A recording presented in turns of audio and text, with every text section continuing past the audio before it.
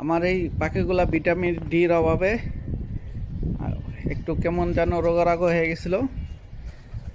এই জন্য ডাক্তারের পরামর্শ নিয়ে ডাক্তার বলল প্রতিদিন 4 ঘন্টার রৌদ্রের আলোতে নিয়ে রাখতে হবে।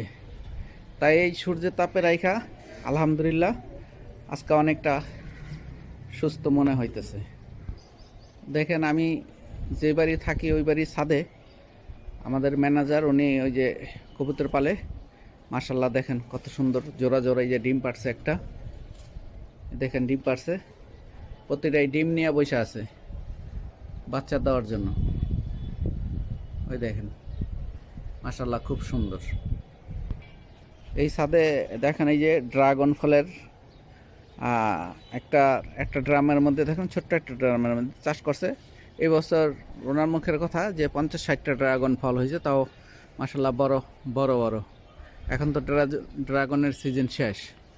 এ দেখেন এই যে কলা গাছ, মাশাল্লাহ আমাকে এই বছর অনেক বড় বড় কলা হয়েছিল, দিছিল, খাইছিলাম।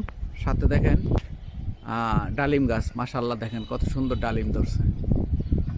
ইচ্ছে থাকলে সব কিছু হয়। দেখেন এখানে পাশে আছে বেল গাছ, দেখেন বেল একটা সাইজ কত বড় বড়। এগুলো অনেকগুলো হয়েছিল। এই যে শেষ পর্যায়ে ওই সাইডে ঝুলানো আছে অনেকগুলা, যেগুলো ওই যে হয়তো দেখা যায়, ওই যে দেখছেন সাইডে ঝুলানো আছে অনেক বেল আছে। ওই যে